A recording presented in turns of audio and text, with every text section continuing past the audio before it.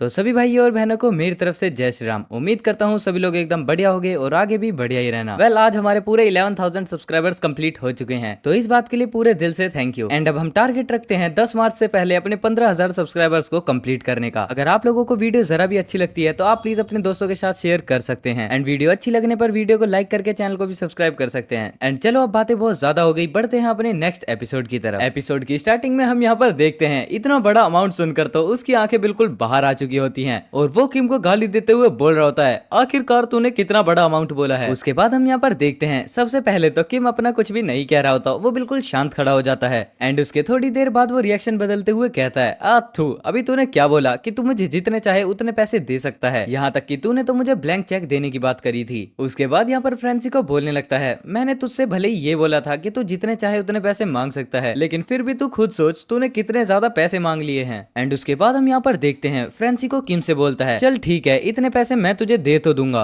लेकिन इतनी बात खत्म होने के बाद हम यहाँ पर देखते हैं फ्रांसिस्को किम पर सीधा अटैक करने के लिए आगे आ जाता है। एंड उसके बाद यहाँ पर फ्रांसिस्को अपनी बात को कंप्लीट करते हुए बोलता है, बट उसके बदले मुझे तेरी जान चाहिए। और यहाँ पर इतना बोलने के साथ साथ ही फ्रांसिस्को किम के ऊपर काफी ज्यादा ही खतरनाक अटैक कर देता है। बट यहाँ पर फ्रांसिस्को अपने किम की पावर नहीं जानता, जहाँ पर अपना किम भी इसको जंप करके डॉज कर लेता है। उसके बाद हम यहाँ पर देखते हैं किम फ्रांसिस्को से बोल रहा होता है, तू तो सच में काफी ज्यादा ही रेकलेस हो रहा है, क्या तुझे बिल्कुल भी ये घबराहट नहीं है कि मैं इसे जल्द के जल्द ही ब्लो भी कर सकता हूँ। लेकिन हम यहाँ पर देखते हैं इतना सुनने के बावजूद भी फ्रांसिस्को यहाँ पर बिल्कुल भी नहीं डर रहा होता। और उसके बाद यहाँ पर फ्रांसिस्को बोलने लगता है, अगर तुझे यहाँ पर ट्राई करना है तो तू एक बार ट्राई कर भी सकता है, और मैं यहाँ पर इससे बिल्कुल भी नहीं डरने वाला। एंड उसके बाद हम यहाँ पर देखते हैं जो फ्रांसिस्को ने वेपन्स निकाले होते हैं वो किसी चीज को तो याद दिला रहे हैं, मुझे कमेंट में बता देना। चलो बैक टू द मानवा। उसके बाद हम देखते हैं फ्रांसिस्को बोलने लगता है, मुझे ये तो नहीं पता कि आखिरकार तू कौन सी प्लानिंग कर रहा है, लेकिन तू सच में इसे कभी भी ब्लो अप नहीं कर सकता, और इस बात के लिए मैं पूरा कंफर्म हूँ। एंड उसके बाद यहाँ पर फ्रांसिस्को कंटिन्यू करते हुए बोलता है, आखिरकार तूने मुझसे क्या मांगा था, 700 बिलियन यूरोज। चल ठीक है, अब मैं यहाँ पर ये देखूंगा कि आखिरकार तू उतने पैसे यहाँ पर ले भी सकता है या फिर नहीं। एंड यहाँ पर इतना बोलने के साथ ही फ्रांसिस्को अपने किम के ऊपर काफी ज्यादा एनर्जी वाला अटैक कर देता है, जहाँ पर हम देखते हैं किम भी इस अटैक को काफी जल्दी जल्दी डिफ्लेक्ट करने लग जाता है, वो भी अपने स्पेयर की मदद से। एंड उसके बाद हम यहाँ पर देखते हैं अपना किम मन में बोलने लगता है, इसको मेरे ट्रू इंटेंशंस पता चल चुके हैं कि आखिरकार मैं इसको यहाँ पर फोड़ नहीं सकता, लेकिन अगर सच में यहाँ पर सिचुएशन आउट ऑफ कंट्रोल हो जाती है तो मैं इसे सच में ही फोड़ दूंगा, और जो मैंने थैनी का डिवाइन स्पीड अभी जल्दी में सीखा है उसी का इस्तेमाल कर लूंगा। लेकिन मैं भी इसको इतने परफेक्टली यहाँ पर यूज नहीं कर सकता, क्योंकि मैंने भी इसको इतने अच्छे से अभी तक नहीं सीखा है, और वैसे भी मैं यहाँ पर उस स्किल का यूज बिल्कुल भी नहीं कर सकता,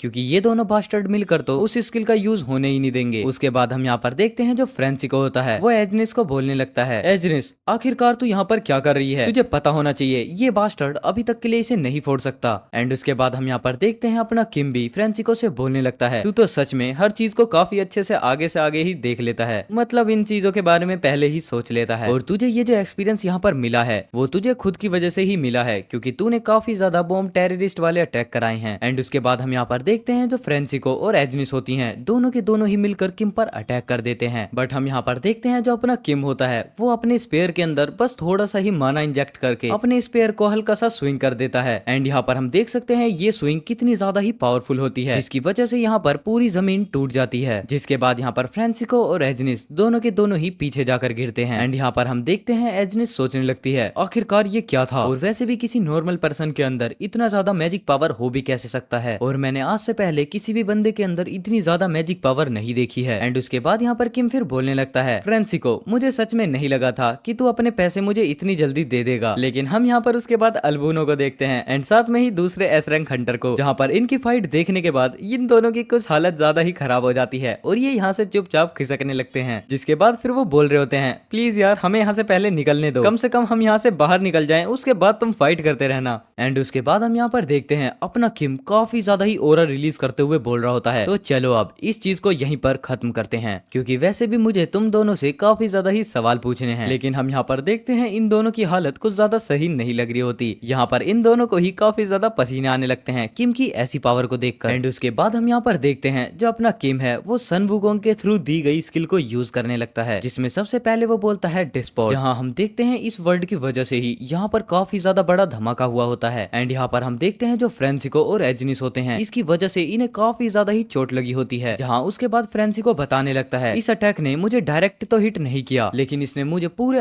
अंदर से डिस्ट्रॉय कर दिया है, जिसकी वजह से यहाँ पे मेरी अंदर से काफी ज्यादा हालत बिगड़ चुकी है। एंड उसके बाद यहाँ पर किम अपनी दूसरी स्किल कैप्स का यूज करने लगता है, जहाँ हम देखते हैं इस स्किल की वजह से यहाँ पर काफी ज्यादा बड़ी रोशनी आ चुकी होती है, वो भी अपने किम के स्पेयर के अंदर। एंड उसके बाद यहाँ पर किम अपने स्पेयर की मदद से फ्रांसिको और एजिनिस पर डायरेक्ट अटैक कर देता है, जहाँ हम देखते हैं इस अटैक की वजह से इन्हें सच में काफी ज्यादा बड़ी चोट लगी होती है। लेकिन उसके बाद भी हम यहाँ पर देखते हैं जो एजिनिस और फ्रांसिको होते हैं वो अभी भी नहीं मान रहे होते, बल्कि वो दोनों अपनी एनर्जीज को बहुत ज्यादा ही स्ट्रॉन्ग करने लगते हैं और सारी एनर्जी को एक जगह पर ही इकट्ठा करने लगते हैं। एंड उसके बाद यहाँ पर वो किम पर अटैक करते हुए बोलते हैं, आखिरकार तूने समझ भी क्या लिया, क्या हम तुझसे ऐसे ही हार जाएंगे। जहाँ हम देखते हैं दोनों के दोनों मिलकर ये किम पर काफी जल्दी अटैक कर देते हैं। एंड यहाँ पर हम देख सकते हैं इन दोनों का अटैक सच में काफी ज्यादा ही पावरफुल होता है। लेकिन हम यहाँ पर देखते हैं जो अपना किम होता है वो इन दोनों के अटैक से ही बच चुका होता है, जहाँ पर किम को इतने ज्यादा फास्ट देखकर दोनों के दोनों ही मन में बोलने लगते हैं, इम्पॉसिबल, आखिरकार ये कैसे हो सकता है। और यहाँ पर इसने हम दोनों के मिले हुए अटैक्स को कैसे ब्लॉक कर लिया, मतलब कैसे डॉज कर लिया, बल्कि ये अटैक तो बिल्कुल कैटलिज्म हीरो के बराबर पहुंच चुका था। और आखिरकार मेरे तो समझ में नहीं आ रहा कि आखिरकार ये इसने कैसे कर लिया। एंड उसके बाद हम यहाँ पर देखते हैं अपना किम लास्ट स्किल मतलब पियर्स का यूज करने लगता है, जहाँ पर हम देखते हैं किम सिर्फ एक ही वर्ड बोलता है, पियर्स। एंड यहाँ पर जो पियर्स का अटैक होता है वो इन दोनों के सामने आ चुका होता है। एंड वेल उसके बाद हम यहाँ पर देखते हैं जहाँ पर काफी ज्यादा बड़ा धमाका हो चुका होता है। बट उसके बाद हमारा सीन शिफ्ट होता है थोड़ी देर बाद, जहाँ पर हमें दिखाया जाता है जो फ्रांसिको होता है वो अभी तक नहीं मरा, मतलब वो जिंदा होता है। जहाँ उसके बाद फ्रांसिको धीरे धीरे करके अपनी आंखें खोलने लगता है। एंड हम यहाँ पर देखते हैं जहाँ पर अपना किम भी बैठा होता है। उसके बाद किम बोलने लगता है, अरे वाह क्या बात है, तुम जाग चुके हो फ्रांसिको। पर किम बताने लगता है, वेल फ्रांसिको तुम तो सच में काफी ज्यादा जल्दी जाग चुके हो, मुझे तो सच में यहाँ पर ये लगा था कि तुम्हें जागने में और भी ज्यादा टाइम लगेगा। बट वेल उससे पहले आप लोग यहाँ पर ध्यान दो, जहाँ पर किम ने ये अटैक किया होता है वहाँ पे पूरी जो बिल्डिंग है मतलब उसका नामो निशान भी मिट चुका है। और यहाँ पर ये देखने के बाद जो फ्रांसिको होता है वो भी काफी ज्यादा हैरान हो चुका होता है। लेकिन उसके बाद हम यहाँ पर देखते हैं जो फ्रांसिको होता है वो बिल्कुल पागलों की तरह हंसने लगता है, जिसके बाद यहाँ पर अपना किम भी सोचने लगता है, अरे यार ये पागलों वाली हरकतें क्यों कर रहा है। एंड उसके बाद हम यहाँ पर सुनते हैं फ्रांसिको बताने लगता है, इवन जो आंद्रे है जो कि एक कैटलिज्म हीरो भी है, उसने हमारी पूरी माफिया गैंग को एक तरीके से खतरे में लाकर खड़ा कर दिया था। बट यहाँ पर चौंकाने वाली बात तो ये है कि वो इतना ज्यादा पावरफुल बिल्कुल भी नहीं था, और इस तरीके की ओवरविलिंग स्ट्रेंथ ये यहाँ पर बिल्कुल भी ऐसा नहीं है जिसका मैं और एजिनिस मिलकर भी कभी सामना कर पाएंगे। लेकिन यार सच में ये तो कम्प्लीटली हमारा ही काम खत्म हो चुका है। एंड उसके बाद यहाँ पर फ्रांसिको बताने लगता है, मेरा जो प्लान था वो बिल्कुल परफेक्ट था, मैंने सबसे पहले डंजन्स ब्रेक और डिस्टोरेशन का फायदा उठाया, जिसकी वजह से मैं यहाँ पर एंटोनियस की फोर्स को बिल्कुल खत्म कर सकूं। और उसके बाद मैंने पूरे इटली को ही क्योस में डाल दिया, जब जो काफी ज्यादा लोग कैटेंजारो में मारे जाते। और थर्ड एंड लास्ट मैं 1 लाख बंदों का यूज करते हुए जो थोड़ी बहुत स्ट्रेंथ एंटोनियो फोर्स के साथ थी उसको मैं पूरे तरीके से ही खत्म कर देता, जिसके बाद जो ये पूरी इटली है वो आखिरकार लास्ट टाइम पे मेरे ही कब्जे में आ जाती। लेकिन यहाँ पर सिर्फ एक बंदे ने, मतलब सिर्फ एक ही बंदे ने मेरे पूरे प्लान को ही तबाह कर दिया, और उसके बाद मुझे हर तरीके से ही डिफीट कर दिया। ये ना ही तो कोई एंटोनियो था, ना ही कोई पावरफुल हंटर या फिर कोई जजमेंट एसोसिएशन भी नहीं था, ये सिर्फ एक बंदा